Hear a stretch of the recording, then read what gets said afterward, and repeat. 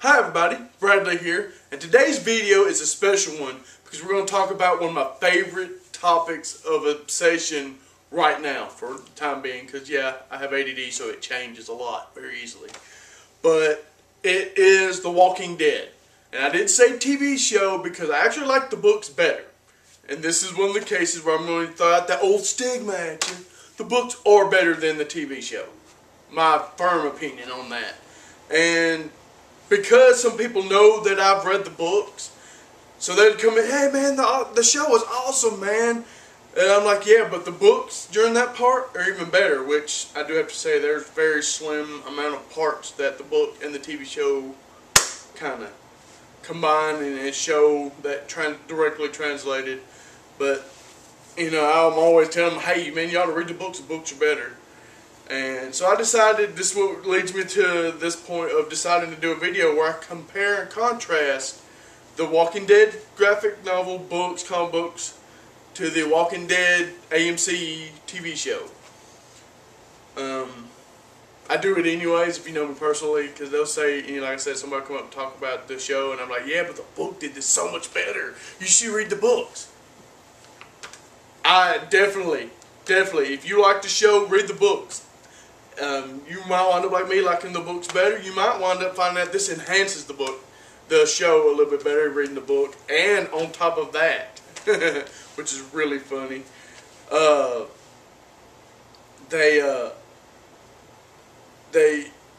it gives you kind of a cheat to know what's going on. Because I know at the season finale of 2, when they show the prison, I was like, the prison! Oh, so much epic crap goes down in the prison. I just can't wait for season 3, because if they do even the smallest fraction from the book in the show this time, it's going to be awesome. So, you know, I'm excited. Anyways, and for those of you who know I've read the books, you can blame Trentus for that. He showed me my first Walking Dead comic, and I went looking for him. So what I'm going to do is, like I said, compare and contrast the show, the AMC show, to the book. And subsequently, the first volume, titled Days Gone By, which is also the title of the first episode of the first season, pretty much takes place during the same timeline as the entire first season. So I might get lucky and do a season and a volume together. Right now, they have for pre-order volume 16. And I'm waiting for it to be closer to coming out so I can pre-order it. That's how far along I am. And when you get to where I'm at, your mind will be blown, I'm telling you. So, I guess I'll start off first with the cast. The people that are in the book compared to the people in the show. You have, of course, Rick. Then you have Shane, Lori, Carl, Sophia, Carol, Donna, and Jim. Jim is the mechanic. Donna and her husband. Let's see real quick. I'm going to cheat and look at people's names real quick, because I should know them by now. Like I said, it's been a little while since I've read the book, and you know, a little bit more time has passed since I've seen the show, so I might be a little foggy with some of the stuff here, so bear with me. Hopefully I won't do this too much. Alan and Donna and they have a set of twins. They are different. They weren't in the show, they're in the book. You have Andrea and Amy and Dale. I think that's it. Yeah, that's everybody in the book. Yeah. And Glenn. Oops, almost forgot Glenn. There's everybody. Anyways, that's what you have on there. Where on the show you have everybody for the most part except for Donna and Alan and the twins. You have a Mexican couple. You have T-Dog. You have the elderly black woman, I don't know her name. You have Merle and Daryl, which I think Daryl is a fine addition. I wish Robert Kirkman, who did the books, who's helping on the show, would put Daryl in there somewhere. He's got the power. He writes the stuff. He needs to put Daryl off in there. Who else? There's like a couple other family. Carol's husband, Sophia's dad, is not in it, even though it does mention how he used to beat on them. So he's not in it. And I think there was a few other random people that was around that, you know, they didn't specify in the book. The locations are pretty much the same. I think I'll just go into the book part first and then kind of try to cut into where the show did it, how the show did it, and then expand or take away from there. So we're going to start off with the scene at the front where Shane and Rick are talking in the show. That never happened in the book, but Robert Kirkman did put a thing talking about how normal life was before this happened. So I guess that was their way of showing the normalcy of life at that point in time before things went crazy. And then they get the call that there was a high-speed chase that's going in their county. They had to go take care of it. That's what they did. In the books, you don't see none of that. You just see them barricaded behind the cop car, and you see the bad guy barricaded behind his car. And I do believe it's flipped over in the book too.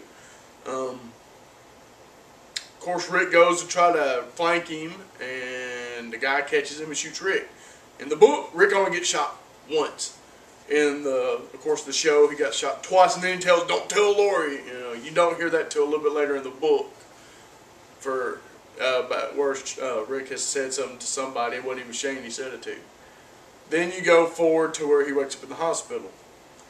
In the book, he wakes up in the hospital, and he's groggy. Of course, he's been in a coma. He notices there ain't a lot of people there, and that the power and stuff is off. So he notices something's not right. So he goes over there to the drawer, and they had packed him away some clothes. So he actually got to put on, you know, pants and a t-shirt. He wasn't walking around in the butt flappy hospital gowns they give you. He walks around, and so I think the lady in the elevator getting caught with the elevator shutting on her, that part was in the book.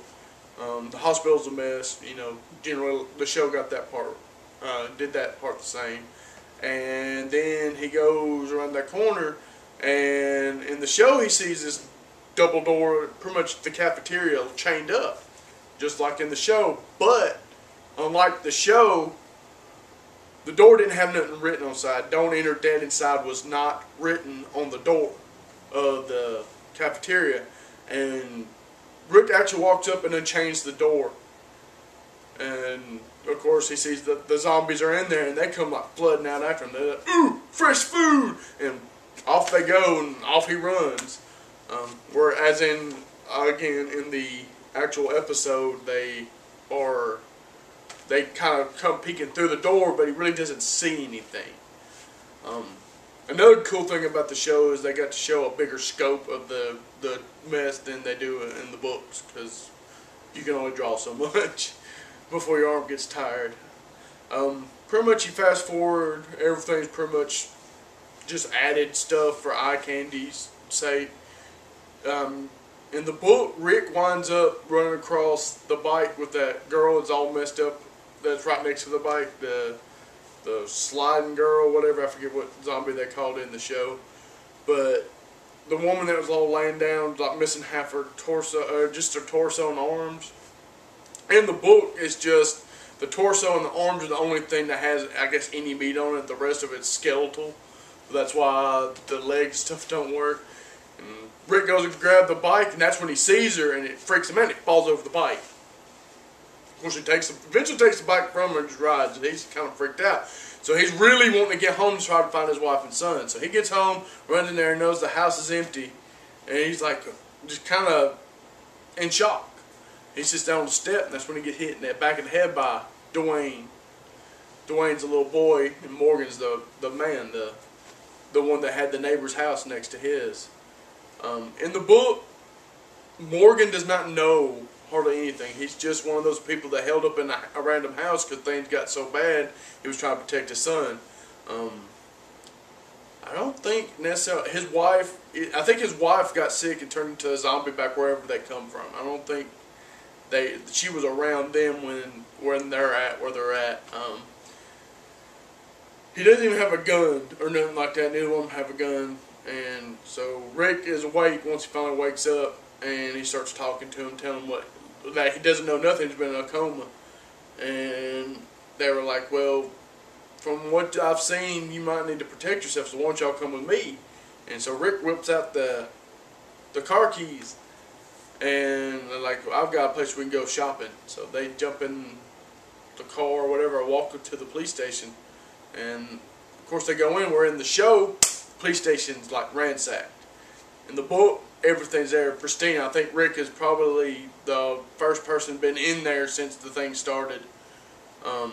He walked in, and of course gave him some guns. They didn't do the shower thing like they did, you know, nothing like that. Rick grabs has a spare uniform there, so he puts on his uniform.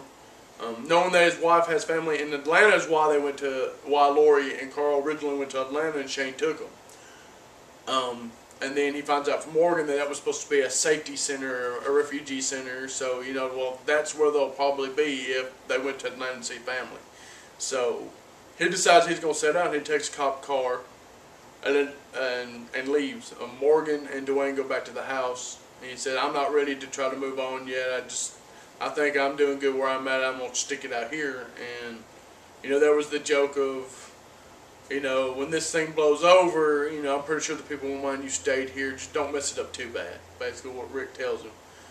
And, you know, pretty much talking about, hey, there's a couple of times they talk about where the law, you know, where we're breaking the law. It's like, I think the situation warrants that ain't going to be as strict as it normally is. So they leave. Of course, then you go to where Rick is trying to make his way to Atlanta.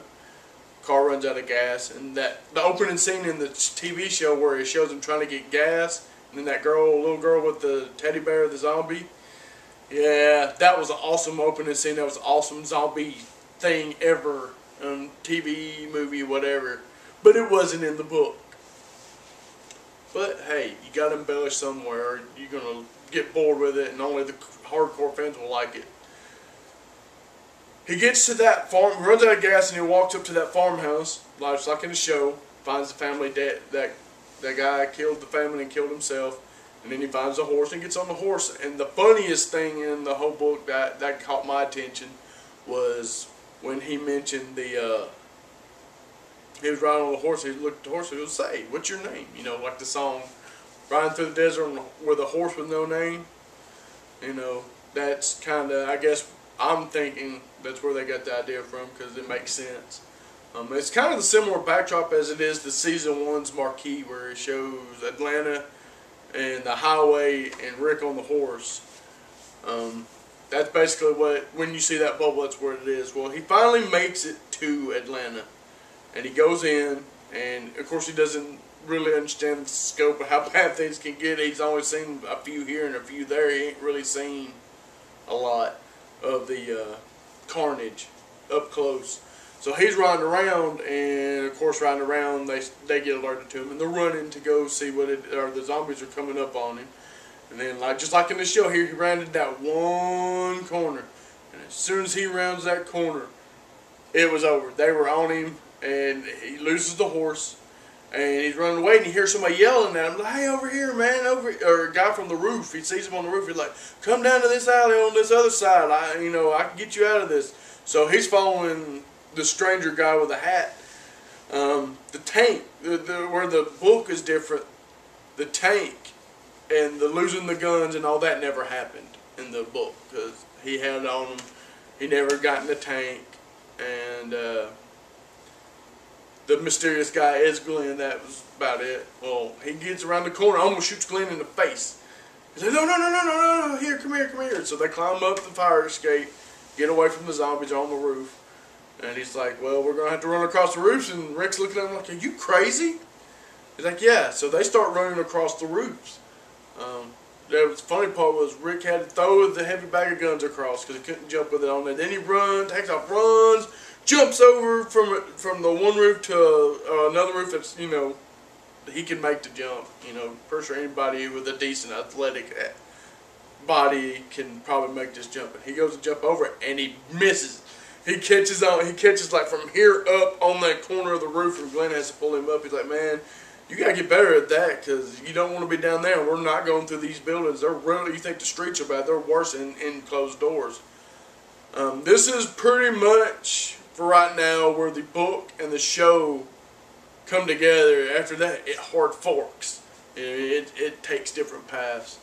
Where the book was, Glenn and takes Rick straight out of the city, because he wasn't very deep in the city, and apparently their camp wasn't in the quarry either. So, but the camp was close enough by; it was in decent walking distance. You can walk it and do what you need to do and get back within a day. So they're dropping down and going through different places. They get past the crowd. Of course, the crowd's still eating on the horse, the zombies, so they were able to get by them without having a problem with them, you know, really following them. They get to where it's real good and thinned out. And there's one part that passed its fence, and there's a zombie just sitting there. It's not even moving. It's almost like it's starved so long it just kind of gets stable. And he passes by and it snaps at him and it freaks him out a little bit. He's like, man, you gotta keep your eyes open. You just gotta watch what you're doing. And he starts telling him about the group. Whereas in the show, he carries him to this department store where apparently they were scavenging. There was a group of people scavenging, and the elderly black woman and Merle, and like I said, Merle and Daryl wasn't in it, and the Mexican guy that was in their little group when he gets there in the show, none of them are real. The whole thing where they meet in the little shop thing wasn't real. It was a different thing, and I can see where he pushed the story probably better than, you know, set up some other thing, pushed the story better than, you know, the way the book did. The book just kind of cut to chases a lot, especially in the very beginning. In the book, Rick, you know, sees his family's all excited to see his family. Shane's real glad to see him, but almost instantly you kind of see Shane is like, oh great, he's back. You know, pretty much he starts to sense some loss right away. He meets everybody. They all he introduced them to everybody, and they, you know, generally he gets their stories, and you know, you see Shane and him, they start talking about certain things, and Rick tells Shane what he noticed and some of the stuff that he feels that would help the group survive, and Shane gets mad at him right off the bat. And on top of that, Dale has come up to to Rick already, and telling him about Shane and Lori, how Shane is used to running things around here, and how he's seen how Shane's got his eye on Lori. And Rick's like, I don't worry about it. You know, he took care of things while I was gone. I can't never thank him enough. So, you know, Rick was being grateful and trying not to step on any toes. He was just glad to have his family back. The rest of the group are kind of looking at him, since he's the new blood and the new ideas. They're starting to like him a lot better than Shane. Shane's not liking it either. In the book, you know, they go through trying to escape that place. You know, because of Rick and him saying he saw that helicopter. His helicopter never happened in the book either. You know, messing things up for him at the store, and you know. You've seen it, knows how that wind up. They go and chop up a body and smear it on them and go into town to get, I think it was a truck or something, to get past the zombies to get out. In the book, one of Rick's ideas is that everybody needs to be armed, because they don't have a lot of weapons between them. You know, you had a couple that Shane brought. You had the small bag full of stuff that Rick brought, which was maybe a couple more of them, and he grabbed too many of them. Because like I said, he thought things would get back to normal. He didn't want to have them get all mad because he took everything. So they decided and asked Jim, which you find out in the book, just like in the show, Jim's the only one who's actually lived in that area before it become anything. He was a natural citizen of that area. And he was kind of catatonic at first. He didn't want to talk, didn't want to speak, but it's because, like in the book, he saw his family get ripped up, and that's how he survived the city. They literally was gone. I mean, they were shielding him from the zombies, basically. That's what they did. That's how he survived. They get him to tell him where there's a gun shop, and it's like about 3 blocks in deeper than where Glenn goes scavenging. And in the book, Glenn goes by himself. He's never ever brought a team or a group or anybody in there besides Rick that one time. So they plotted out a little bit better, get a good idea on how they're going to get there. And by this time, they know that the women were doing clothes, which the one woman, Donna, she thinks everything, that feminism has lost steps because the women are doing the cooking and the cleaning, the men are doing the hunting and the scavenging. She's like, since when did we have to take the back seat again? You know, that was the funny part in the book. Hey everyone, I didn't realize till I started to edit that this video would have been 41 minutes long if I had stuck to this original video format. So I decided, for those of you like me who have ADD really bad, to go on and make this a two-parter. So here is the new ending for part 1. Like I say several times, like my video, subscribe if you haven't already, hit the subscribe button on top, leave your comments in the section below, and if you're watching it on the social networking sites I post these on, leave your comments there, retweet it if you want, and enjoy video part 2. And for video 2, if you've seen this first part already, click on the Daryl right here. Daryl. Click on him and it should take you to video 2. And enjoy the video, and I'll see you next time. Peace!